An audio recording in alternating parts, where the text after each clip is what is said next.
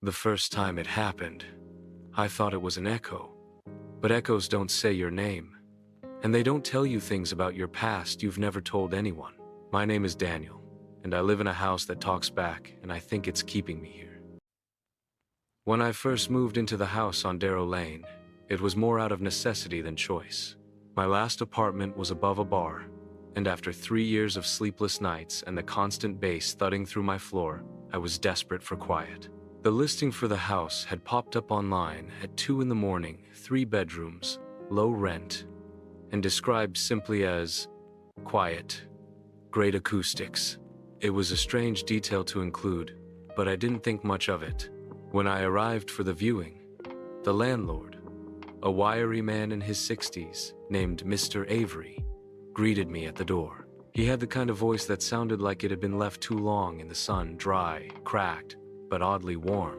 "Place is older than it looks," he told me as he unlocked the door. "Built in the early 40s, held up well. Solid wood in the walls." Sound carries in a funny way.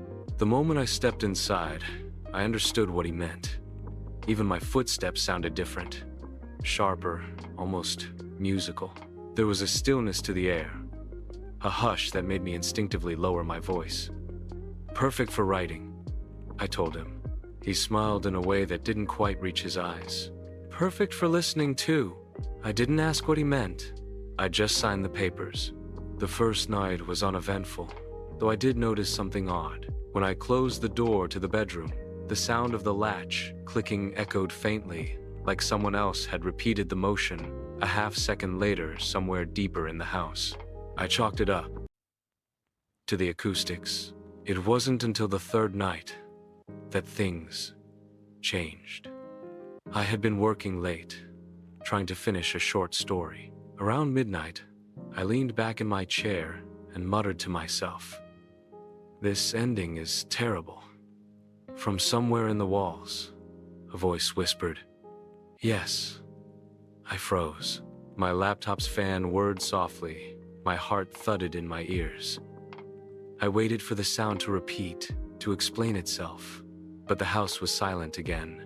It was so quiet I could almost convince myself I'd imagined it until the next day. I was making coffee in the kitchen, still groggy, when I dropped a spoon. It clattered to the floor, and without thinking I said, "Smooth move." A half-second later, in that same soft, dry whisper, the walls said, "Smooth move." This time I knew I wasn't imagining it. The voice was there, distinct, but with an odd quality as if it were speaking through layers of wood and air. I tested it. "Hello?" I said aloud. There was a pause. Then, "Hello." My skin prickled.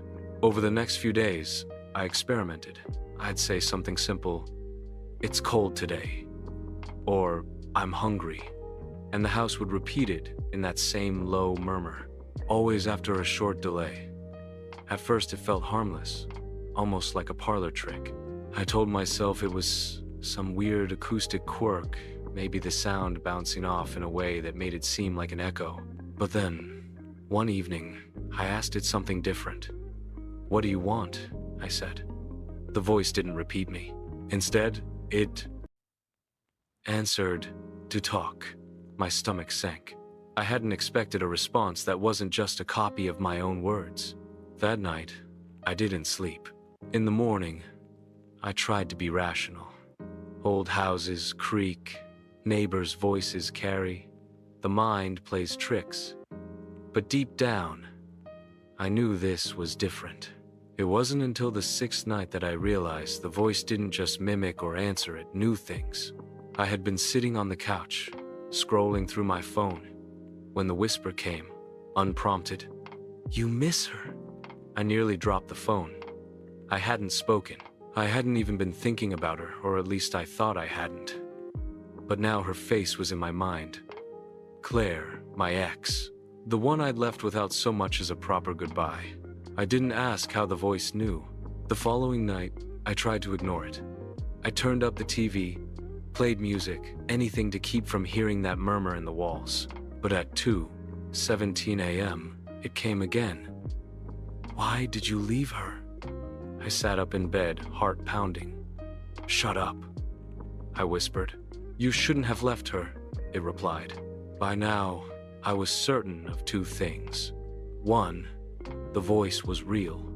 Two, it wasn't just repeating anymore. The more I tried not to engage, the more persistent it became. Sometimes it would go silent for hours, only to speak just as I was drifting off to sleep. Other times it would answer questions I hadn't even spoken aloud, questions I was only thinking. On the 10th day, it said something that changed everything.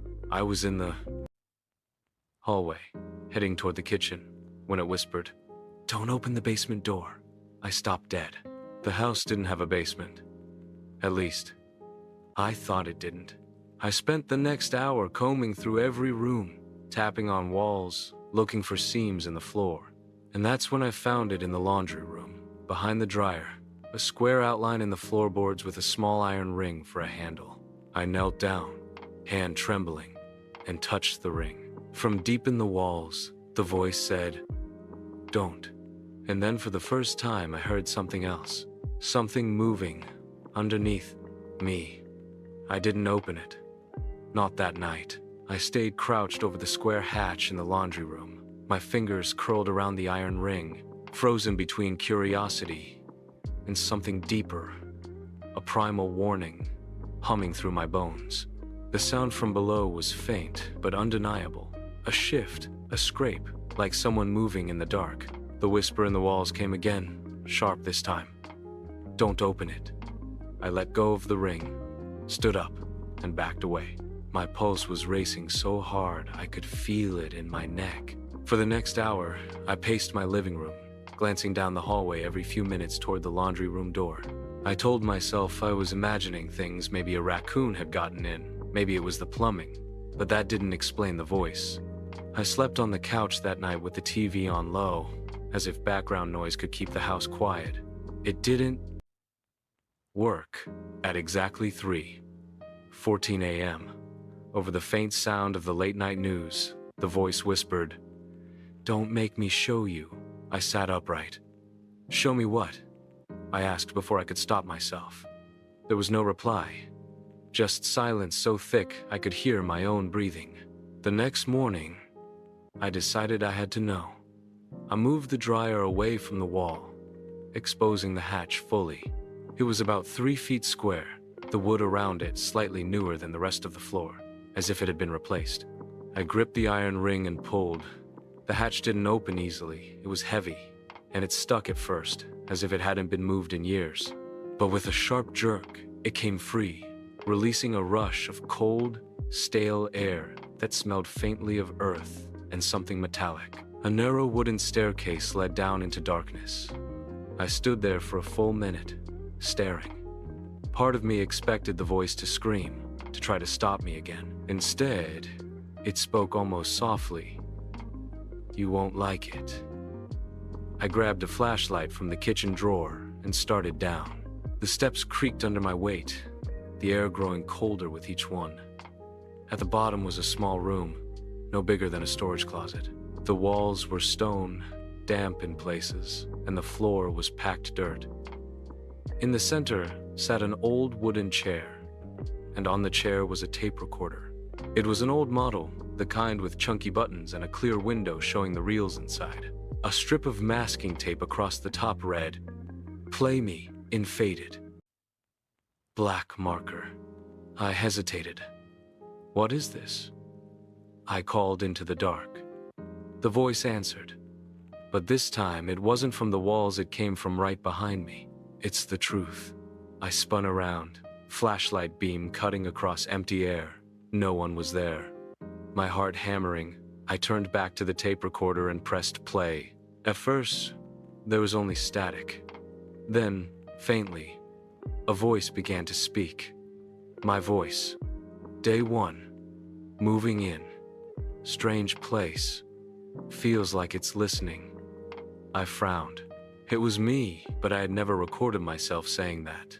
The tape went on, recounting small moments from the past week, things I'd done alone, things I hadn't told anyone. And then, the recording said, "He found the basement today." I stopped the tape. My flashlight shook in my hand. "Who's doing this?" I shouted into the shadows. "Listening," the house whispered. I bolted up the stairs, slammed the hatch shut, and shoved the dryer back over it. I didn't go near the laundry room for the rest of the day. That night, the voice was relentless. "You listened. You weren't supposed to. Now, you'll hear everything." And I did. It started with small sounds, creaks, distant thuds, but soon I began to hear things that couldn't be explained. A man crying softly. A woman humming an old tune I didn't recognize. Footsteps pacing just under the floorboards. I barely slept for 2 nights. On the third, I woke at 4:00 a.m. to the sound of the tape recorder playing by itself. Faint but clear through the floor. This time, the voice on the tape wasn't mine. It was Claire's. It was unmistakable. Claire's voice. Clear as day. Echoing up through the floorboards. I dropped to my knees, pressing my ear to the wood. My heart was thudding so hard it almost drowned her out, but I caught fragments of her laughing softly, saying something I couldn't make out. Then a sharp gasp. I scrambled to the laundry room, yanked the dryer away, and pulled up the hatch without thinking. The cold air rushed up again, smelling stronger this time, damp and metallic, like rain on old iron. The tape recorder was playing. The reels spun slowly, emitting that faint mechanical whir as Claire spoke. "Please, you don't have to." A loud knock echoed in the recording, like a door being slammed. Then silence. "Claire?" My voice cracked. "What happened to you?" The whisper came from the walls again, but closer now. She stayed. I turned in a slow circle, flashlight beam trembling in my hand. "Stayed where?" The house seemed to sigh. "Here." Something shifted in the dirt behind the chair. I stepped closer, and my light caught on something pale, a fragment of bone, jutting just above the packed earth. I staggered back, bile rising in my throat. The voice pressed in on me from all sides. She spoke too much. "You will too." I bolted up the stairs, slamming the hatch shut so hard dust fell from the ceiling. My chest ached from how fast my heart was pounding.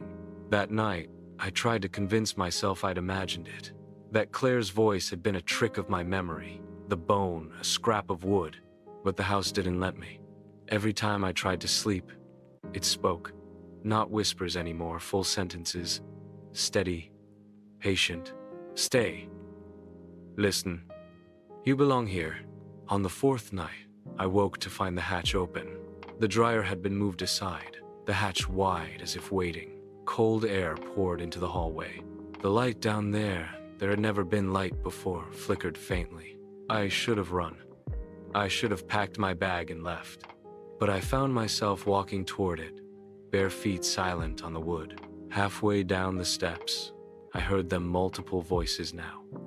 Claire, the crying man, the humming woman, dozens of others, layered together, speaking words I couldn't understand. The dirt floor was different, uneven, like it had been disturbed.